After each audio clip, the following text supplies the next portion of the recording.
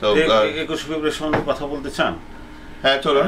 21 ফেব্রুয়ারির সমস্যা হলো যে সম্মিলিত 21 ফেব্রুয়ারি হওয়ার কথা, কাজী মোশাররফ হোদা গতবার সম্মিলিত বিষয় করতে যে অসম্মিলিত হয়ে গেছে। তার কারণ টাকাটা নিয়েছে আমাদের কাছ থেকে, আমি কিছু টাকা দিয়েছিলাম, ডক্টর হাশিম কিছু টাকা দিয়েছিল, সেখানে পিন্টু ভাই তৎকালীন বাংলাদেশ একাডেমির ডাইরেক্টর স্টেজে যে আর নামেন নাই, কাজে আমাদের আর কোনো চান্স ছিল না। তো হুদা সাহেব একটা টাকাটা নিলেন আমার কাছ থেকে, সেবা করলেন আরেকজনকে।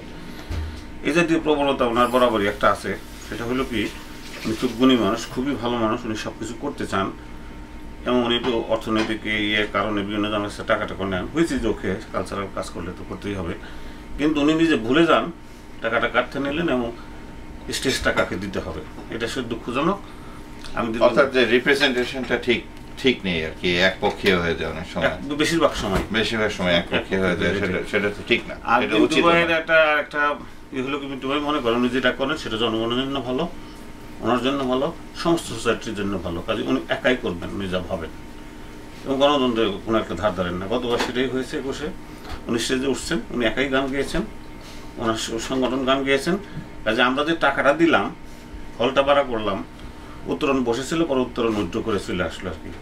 তো এইবারও আমরা আশা করব, আহ্বান করব, হুদা ভাই সাংবাদিক মানুষ, আমার বন্ধু মানুষ, আমরা একত্রে কাজ করি, সম্মিলিত কিছু করেন, আমরা আপনার সাথে আসি, কিন্তু টাকা যার কাছ থেকে নেবেন, সাহায্য যার কাছ থেকে নেবেন, তার একটু সেবা করেন। অন্যকে সেবা করার প্রবণতা আপনার আছে জানি, কিন্তু একটু কৃতজ্ঞতা বোধ আমার মনে হয় থাকা ভালো। কি বলেন? অবশ্যই।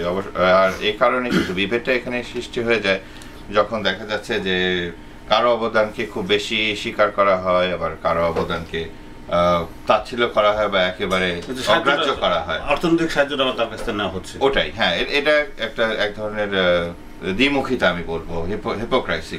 না, হুদা ভাইয়ের হয়েছে কি, সে দুর্বল চরিত্রের, তো অনেক সময় খুশি করতে চান আর কি, কাকে খুশি করবেন ভুলে যান, ভুলে যে যার কাছে সাহায্য নিলেন তাকে খুশি না করে অন্যকে খুশি করলেন, এই জাতীয় একটা প্রবণতা সবসময়।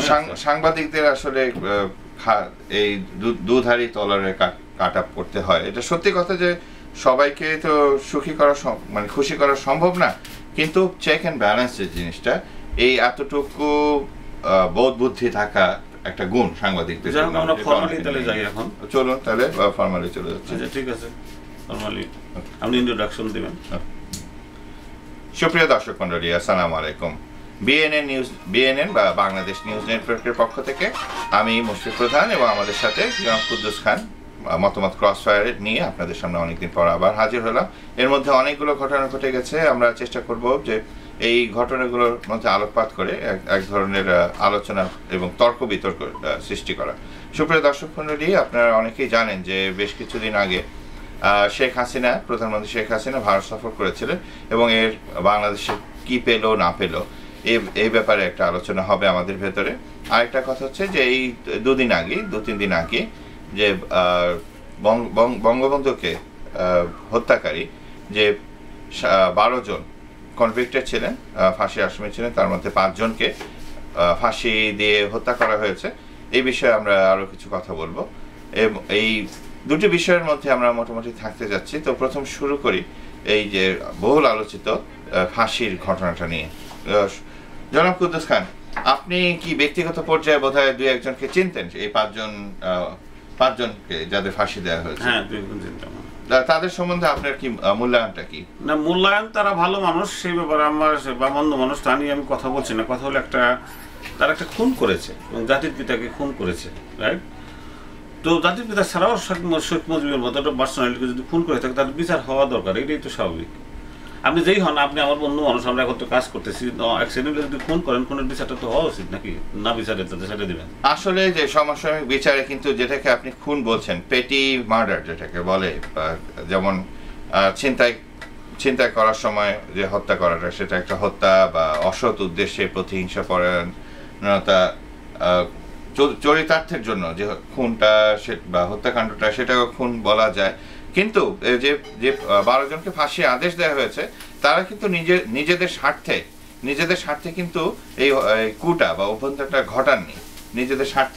তাদের এখানে কি স্বার্থ ছিল? এখানে দুটো জিনিস, আপনি যে কোনো খুনই নিন্দাযোগ্য, আর বিশেষ করে অত বড় পার্সোনালিটিকে যখন খুন করা হয় তখন তার নিন্দাযোগ্য, সেটাকে অ্যাকসেপ্টেবল না। আচ্ছা, শেখ মুজিবের রাজত্ব যদি আপনার পছন্দ না হয়ে থাকে, কথাগুলো আমি বলেছি, অন্য পন্থা অবলম্বন করা যেত, তার বিরুদ্ধে বিদ্রোহ করা যেত, আন্দোলন করা যেত, এবং গণ আন্দোলনের মাধ্যমে তাকে গতিচ্যুত করার চেষ্টা করা যেত। এটা ডেমোক্রেটিক ওয়েতে করা যেতে পারতো, বা অন্য কোনো রাস্তা, কিন্তু খুন করাটা আসলে এটা কি ঠিক? ধন্যবাদ জনাব কুদ্দুস খান। সুপ্রিয় দর্শক মন্ডলী, আপনার পয়েন্টটা নোট করে রাখেন যে গণতান্ত্রিক উপায়ে শেখ মুজিবকে বদলানো সম্ভব ছিল কিনা, বা সেই সময় তার নেতৃত্বাধীন আওয়ামী লীগ সরকারকে সরানো সম্ভব ছিল কিনা।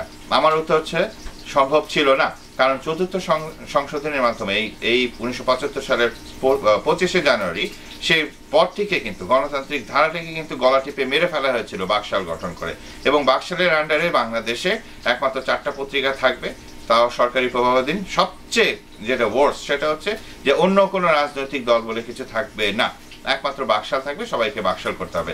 অনেকটা স্টালিনের কায়দায় বাংলাদেশ শাসনের একটা অপচেষ্টা চালানো হয়েছিল।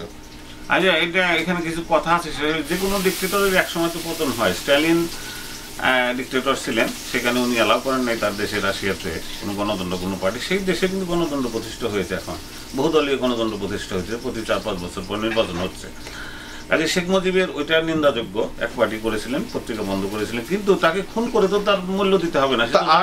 না, তাহলে জাতি সৃষ্টি করেছেন, বাংলাদেশকে দিয়েছেন, উই ক্যান ওয়েট, এবং গণতান্ত্রিক পদ্ধতিতে করতে পারতেন, এটাই আমার কথা। ঠিক আছে, আপনি যে কথাগুলো বললেন যে গণতান্ত্রিক উপায়ে বদলানোর, আমি তো এইমাত্র বলে দিলাম যে বাকশাল গঠন করে সেই গণতন্ত্রকে গলা টিপে হত্যা করা হয়েছিল, মানুষের কথা বলার জায়গা ছিল না। বাকশাল কি চিরদিন থাকতো?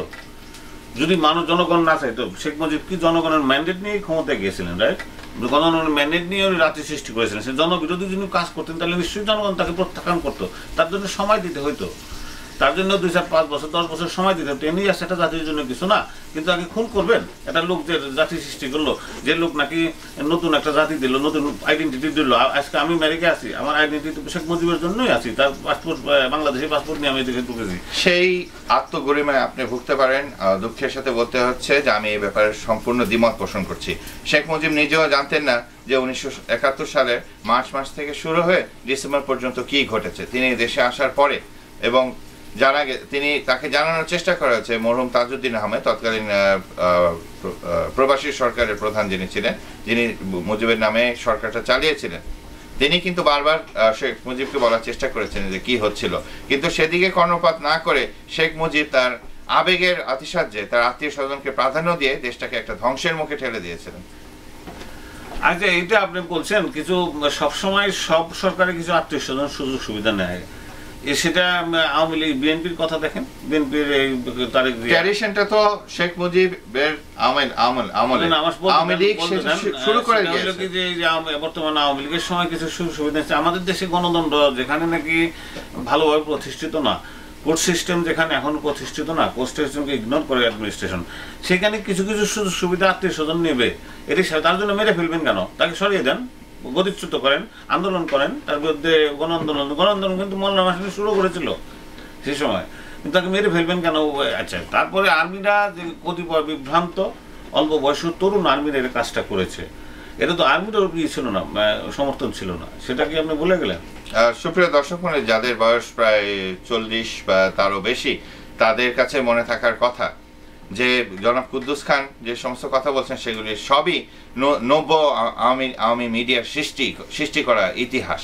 আপনি সত্যটা জানেন, কিন্তু বিকজ অফ সাম রিজন আপনি সেই সত্যটাকে রিভিল করছেন না। সত্যটা কি বলেন, আপনি যেটা বলছেন না, যাদেরকে আপনি বিভ্রান্ত বলছেন, যে সমস্ত তারা নিজেদের স্বার্থে তো কিছু করে নাই, তারা কি ক্ষমতা দখল করেছিলেন? সুপ্রিয় দর্শক মণ্ডলী, যারা নতুন প্রজন্মের, তারা জেনে রাখুন, সেদিন কিন্তু ক্ষমতা শেখ মুজিবকে হত্যা করার পরে এই আওয়ামী লীগ নেতা আব্দুল মালিক উকিলি কিন্তু বলেছিলেন যে বাংলাদেশ থেকে একটা বাংলাদেশে ফেরাউনের পতন হয়েছে। শুধু তাই না, খন্দকার মোস্তাক আহমেদ ছিলেন কিন্তু আওয়ামী লীগেরই নেতা। সেদিন